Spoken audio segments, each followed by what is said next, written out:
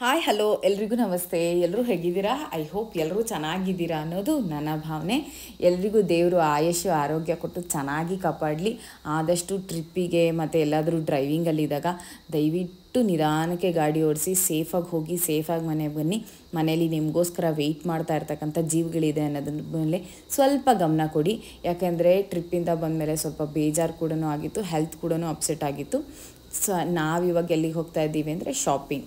ಇಷ್ಟೇ small ಬಜೆಟಲ್ಲಿ bill ಮಾಡಿರೋದಕ್ಕೆ ಭಾವನಂಗೆ ಸ್ವಲ್ಪ ಸಮಾಧಾನ ಆಗ್ತಿದೆ. ಈ ಹೆಣ್ಮಕ್ಳಿಗೆ ಶಾಪಿಂಗ್ ಅಂದರೆ ಅದು ಯಾಕೆ ಇಷ್ಟ, ಅದು ಏನು ತೊಗೋಬೇಕು ಅಂದ್ಕೊಂಡಿರ್ತಾರೆ, ಅದು ನಿಜವಾಗ್ಲೂ ಗೊತ್ತಿಲ್ಲ. ಒಂದು ಬಜೆಟ್ ಅಂತೂ ನಿಜವಾಗ್ಲೂ ಭಾವನನ ಲೀಸ್ಟಲ್ಲಂತೂ ಇಲ್ಲ.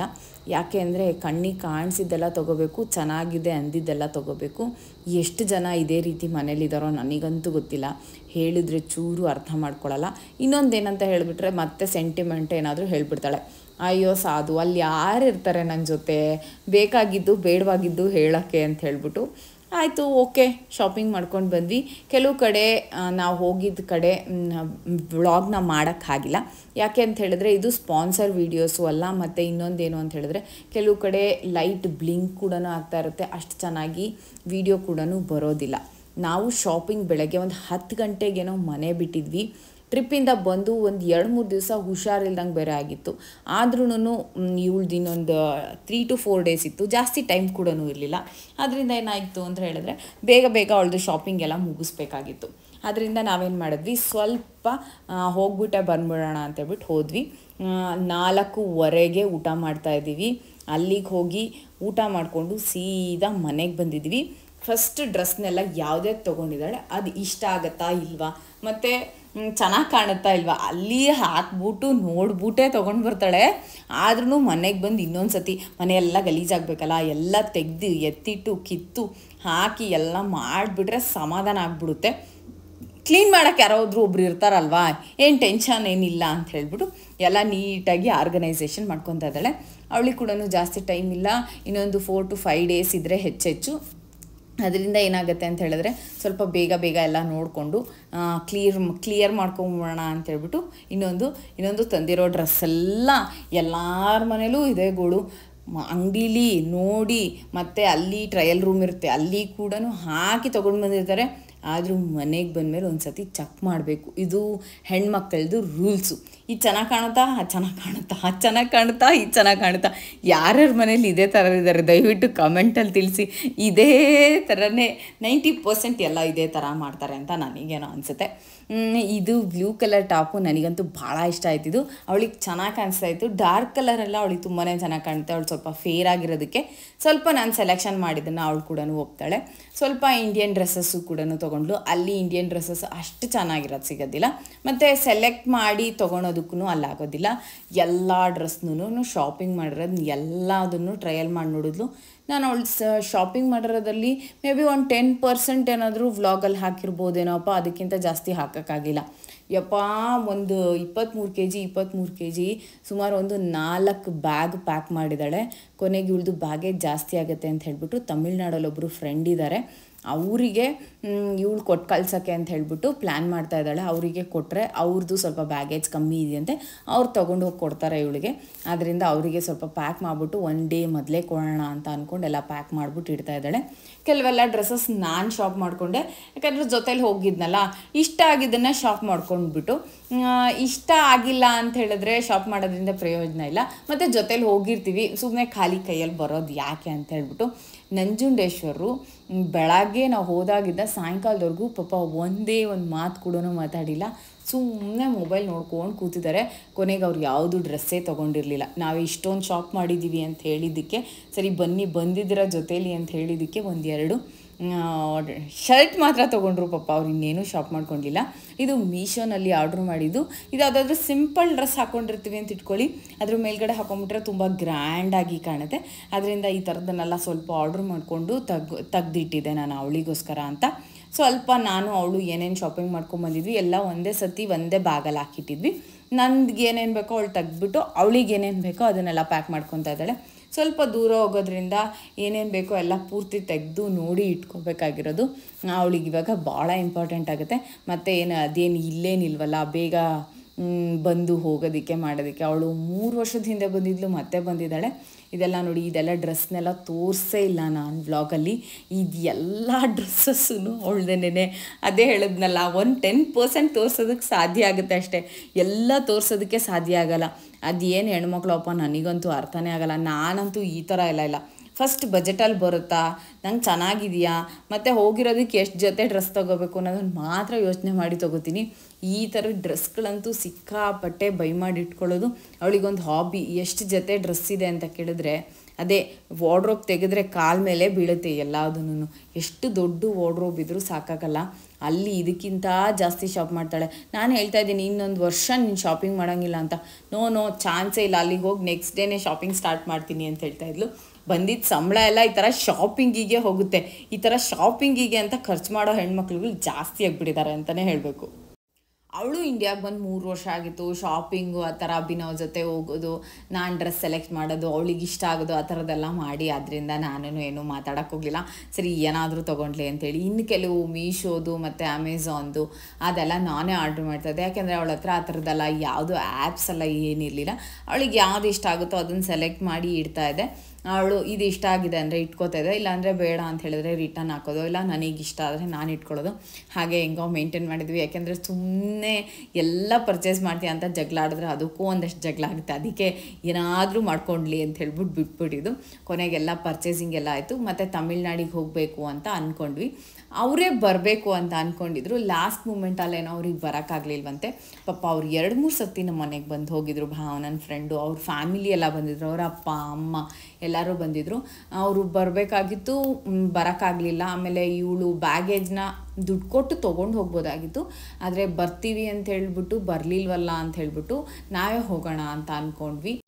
ನಂಜುಂಡೇಶ್ವರ್ ಬರಲ್ಲ ಅಂದರು. ಅಭಿನವ್ಗೂ ಹುಷಾರು ತಪ್ಪಿದ್ದರಿಂದ ಅವನು ನಾನು ಬರೋದಿಲ್ಲ ಪ್ಲೀಸ್ ಅಂತ ಅವನು. ಸರಿ ಇನ್ನೇನು ಮಾಡೋಕ್ಕಾಗುತ್ತೆ, ಯಾರನ್ನೋ ಫ್ರೆಂಡ್ನ ವಿಚಾರಿಸಿದ್ಲು.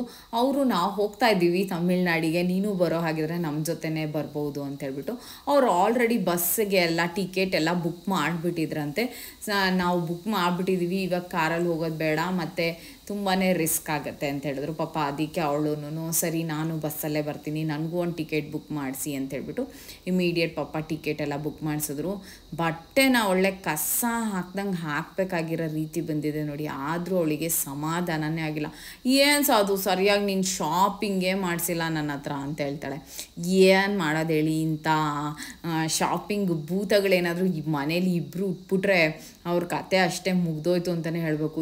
ಏನು ಎಷ್ಟು ಶಾಪಿಂಗ್ ಮಾಡಿದ್ರೆ ಸಮಾಧಾನ ಆಗ್ಬೋದು ನೋಡಿ. ಬಿಸಾಕ್ದಷ್ಟು ಬಟ್ಟೆಗಳಿದೆ.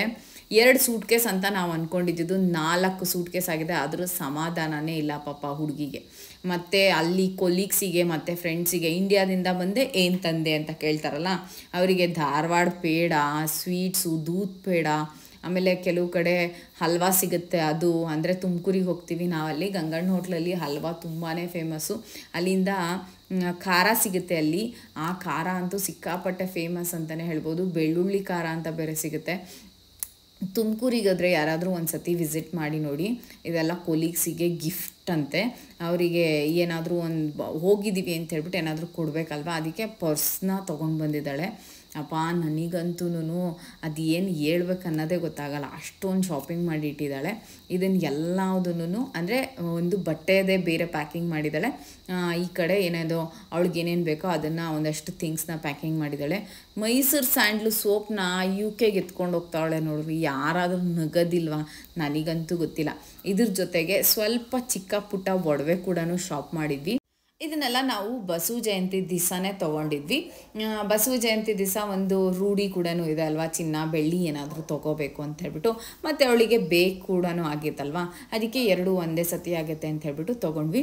ಇದೊಂದು ಬೆಳ್ಳಿದು ಓಲೆ ತೊಗೊಂಡಿದ್ದಾಳೆ. ಅವಳಿಗೆ ಸ್ವಲ್ಪ ಬೆಳ್ಳಿ ಒಡವೆಗಳ ಮೇಲೆ ಸ್ವಲ್ಪ ಆಸೆ ಜಾಸ್ತಿ.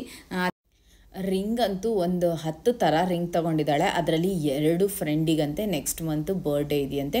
ಇದು 2 ಚಿನ್ನದ ಬಳೆಗಳು ಕೂಡ ತೊಗೊಂಡಿದ್ದಾಳೆ. ಆದರೆ ಅದರಲ್ಲಿ ಒಂದು ಇಲ್ಲೇ ಬಿಟ್ಟು ಹೋಗಿದ್ದಾಳೆ. ಯಾಕೆಂದರೆ 2 ಹೆವಿ ಕಾಣಿಸ್ತಾ ಇತ್ತಂತೆ.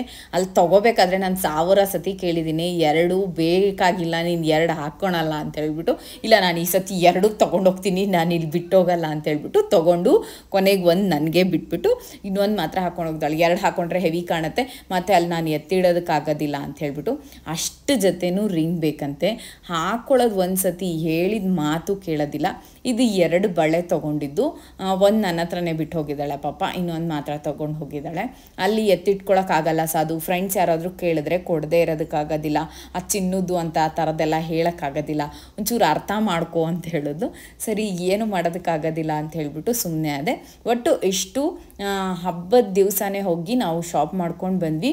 ಬಾಕ್ಸಸ್ ಎಲ್ಲ ಏನು ತೊಗೊಂಡು ಹೋಗ್ಬೇಡ ಅಂತ ಹೇಳ್ಬಿಟ್ಟು ಸುಮ್ಮನೆ ಒಂದು ಸಿಂಪಲ್ಲಾಗಿ ಒಂದು ಪರ್ಸಿಗೆ ಹಾಕ್ಬಿಟ್ಟು ಕೊಟ್ಟೆ. ಇದಿಷ್ಟು ಪ್ಯಾಕಿಂಗ್ ಆಗಿದೆ. ಇದು ತಮಿಳ್ನಾಡಿಗೆ ಹೋಗೋದಕ್ಕೆ ಫಸ್ಟದು ಒಂದು ಸೂಟ್ ಕೇಸು ರೆಡಿಯಾಗಿದೆ. ಇದಕ್ಕೆ ವೆಯ್ಟ್ ಚೆಕ್ ಮಾಡೇ ನಾವು ಇಟ್ಕೋಬೇಕು, ಯಾಕೆಂದರೆ ಅಲ್ಲಿ ಒಬ್ಬೊಬ್ರಿಗೆ ಒಂದೊಂದು ಬ್ಯಾಗೇಜ್ದು ವೆಯ್ಟ್ ಇರುತ್ತೆ. ಏನಾದರೂ ನಾವು ಅವ್ರು ಹೇಳಿದ್ದಕ್ಕಿಂತ ಜಾಸ್ತಿ ಏನಾದರೂ ತೊಗೊಂಡು ಹೋಗಿದ್ದೀವಿ, ಅರ್ಧ kg 1 kg ಜಾಸ್ತಿ ಇದ್ರೂ ನಾವು ಎಷ್ಟು kg ತೊಗೊಂಡು ಹೋಗಿರ್ತೀವಿ ನೋಡಿ ಅಷ್ಟಕ್ಕೂ ನಾವು ತೂಕಕ್ಕೆ ದುಡ್ಡು ಕಟ್ಟಬೇಕಾಗತ್ತೆ. ಅದರಿಂದ ಏನು ಮಾಡ್ತಾರೆ, ಇನ್ನೂ ಒಂದು ಅರ್ಧ kg ಕಮ್ಮಿನೇ ತೊಗೋತಾರೆ. ಇನ್ ಕೇಸ್ ಅಲ್ಲಿ ವೇಯಿಂಗ್ ಮಿಷಿನ್ ಇಟ್ಮೇಲೆ ಸ್ವಲ್ಪ ಹೆಚ್ಚು ಕಮ್ಮಿ ಆಗಿಬಿಡುತ್ತೆ ಅಂತ ಹೇಳ್ಬಿಟ್ಟು. ಇದು ನೆಕ್ಸ್ಟ್ ಡೇ ವ್ಲಾಗ್ ಅಂತಲೇ ಹೇಳಬೇಕು. ಡಿ ಮಾರ್ಟಿಗೆ ಹೋಗೋಣ ಅಂತ ಹೇಳ್ಬಿಟ್ಟು ಹೊರಟ್ವಿ. ಡಿ ಮಾರ್ಟಿಗೆ ಹೋಗಿದ್ದೇನಕ್ಕೆ ಅಂತ ಹೇಳಿದ್ರೆ, ಇಲ್ಲಿ ನಮಗೆ ಸಿಗುತ್ತಲ್ಲ ನಂದಿನಿ ತುಪ್ಪ, ಬೆಣ್ಣೆ, ಆ ಥರದ್ದೆಲ್ಲ ಅಲ್ಲಿ ಸಿಗೋದಿಲ್ಲ ಅವರಿಗೆ. ಅದನ್ನೇನು ಮಾಡ್ತಾಳೆ ಅಂದರೆ ಸ್ಪೆಷಲಾಗಿ ಇಲ್ಲಿಂದನೇ ತೊಗೊಂಡೋಗ್ತಾಳೆ. ಆವಾಗಲೇ ಹೇಳ್ದಂಗೆ ಅವಳಿಗೆ ಮೈಸೂರು ಸ್ಯಾಂಡ್ಲು ಸೋಪಿಂದನೂ ಹಿಡಿದು ಸುಮಾರು ಸತಿ ನಾವು ಕಳಿಸ್ಕೊಡ್ತೀವಿ. ಅವಳಿಗೆ ಏನೇನು ಬೇಕಾಗುತ್ತೋ ಅದನ್ನೆಲ್ಲ ಇಲ್ಲಿಂದನೇ ತೊಗೊಂಡೋಗ್ತಾಳೆ.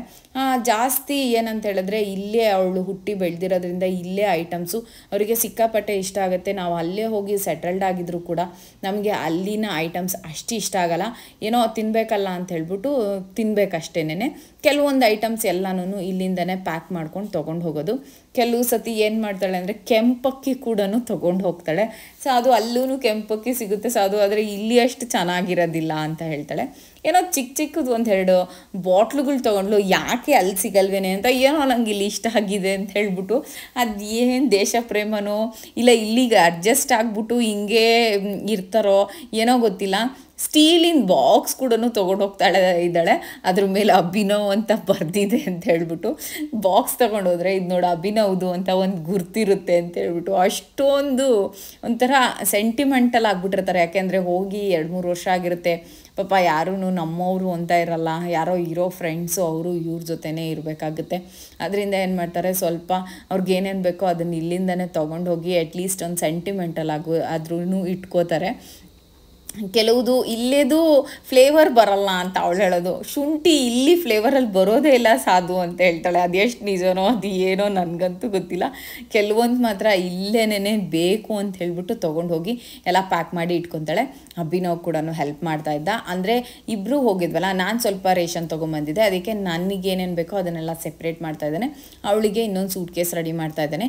2 ಸೂಟ್ ಕೇಸು ಅವರಿಗೆ ಕೊಟ್ಬಿಟ್ಟು ಬರೋಕ್ಕೆ ಅಂತ ಅವಳು ಅಂದ್ಕೊಂಡಿದ್ದು. ಎಲ್ಲ ಒಂದು ಕಡೆ ನೀಟಾಗಿ ಸೆಪ್ರೇಟ್ ಮಾಡಿ ಇಡ್ತಾ ಇದ್ದೀವಿ. ಯಾಕೆ ಅಂತ ಹೇಳಿದ್ರೆ ಒಂದೇನಾದರೂ ಮಿಸ್ ಆದ್ರೂ ಅವಳಿಗೆ ಬೇಜಾರಾಗುತ್ತೆ, ಅಯ್ಯೋ ಏನೂ ತೊಗೊಂಡಿಲ್ವಲ್ಲ ಅಂತ ಹೇಳ್ಬಿಟ್ಟು. ಅದಕ್ಕೆ ಅಭಿನವ್ ನೋಡಿ ಬಿಲ್ ತೋರಿಸ್ತಾ ಇದ್ದಾನೆ, ಇಷ್ಟು ಬಿಲ್ ಆಗಿದೆ ಅಂತ ಹೇಳ್ಬಿಟ್ಟು ಆಡ್ಕೊತಾ ಇದ್ದ. ಆಮೇಲೆ ಕೆಲವುದು MTRದು ಪೌಡ್ರ್ಗಳು ಇಷ್ಟ ಆಗುತ್ತೆ. ನಾನು ಹೇಳ್ತೀನಿ ಯಾವುದೂ ರೆಡಿಮೇಡ್ ಪೌಡ್ರ್ಗಳು ತೊಗೊಂಡು ಹೋಗ್ಬೇಡ ಅಂತ ಹೇಳ್ಬಿಟ್ಟು ಯಾವುದೋ 1-2 ವಾಂಗಿಬಾತ್ ಪೌಡ್ರು ಆ ಥರದ್ದು ಯಾವುದೋ ಅವಳಿಗೆ ಫ್ಲೇವರ್ ಇಷ್ಟ ಆಗುತ್ತೆ ಅಂತ ಹೇಳ್ಬಿಟ್ಟು 1-2 ಪ್ಯಾಕೆಟ್ ತೊಗೊಂಬಂದಿದ್ದು. ಇದು ಕೂಡ ಸೇಮ್ ಎಲ್ಲ ಫಿಲ್ ಮಾಡಿಬಿಟ್ಟು ವೇಯಿಂಗ್ ಮಾಡಿಬಿಟ್ಟು ಒಂದು ಕಡೆ ಇಡ್ತಾ ಇದ್ದಾಳೆ. 2 ದಿವಸ 3 ದಿವಸಕ್ಕೇ ಈ ಪ್ಯಾಕಿಂಗ್ ಎಲ್ಲ ಮುಗಿಯೋದಿಲ್ಲ. ಮತ್ತಿದು 3ನೇ ದಿವಸದ ವ್ಲಾಗ್ ಅಂತಲೇ ಹೇಳ್ಬೋದು. 1 ದಿವಸ ಅಲ್ಲ, 2 ದಿವಸ ಅಲ್ಲ, 3ನೇ ದಿವಸದ ವ್ಲಾಗು. ಬೆಳಗ್ಗೆನೇ ಅವರಿಗೆ ಟಿಕೆಟ್ ಆಗಿತ್ತಲ್ಲ ಬಸ್ಸಿಗೆ, ಅದಕ್ಕೆ ಏನು ಮಾಡಿದ್ರು, ನಂಜುಂಡೇಶ್ವರ ಬಸ್ ಸ್ಟ್ಯಾಂಡ್ವರೆಗೂ ಬಿಡೋಕ್ಕೆ ಅಂತ ಹೇಳ್ಬಿಟ್ಟು ಎಲ್ಲ ನೀಟಾಗಿ ಸೆಟ್ರೇಟ್ ಮಾಡಿ ಇಟ್ಟರು. ಅವಳಿಗೆ ಎಲ್ಲ ಕಾರ್ಯಕ್ಕೆ ತುಂಬಿಕೊಂಡು ಅವಳನ್ನು ಬಸ್ಸಲ್ಲಿ ಬಿಟ್ಬಿಟ್ಟು ನಾವು ವಾಪಸ್ ಬರ್ತಾಯಿದ್ದೀವಿ. ವಾಪಸ್ ಬರಬೇಕಾದ್ರೆ ಸಿಕ್ಕಾಪಟ್ಟೆ ಟ್ರೆಂಡಿಂಗ್ ಆಗಿದ್ದಿದ್ದು ಒಂದು ಹೋಟ್ಲಿಗೆ ಹೋದ್ವಿ. ನಿಜವಾಗ್ಲೂ ಅಷ್ಟು ಚೆನ್ನಾಗೂ ಇರಲಿಲ್ಲ. ಅಷ್ಟೊಂದು ಅಲ್ಲಿ ಒಂಥರ ತಿನ್ಕೊಂಡು ಕುತ್ಕೊಳ್ಳೋ ಅಂಥ ಒಂದು ಸ್ಪೇಸ್ ಕೂಡ ಇರಲಿಲ್ಲ ಅಂತಲೇ ಹೇಳಬೇಕು.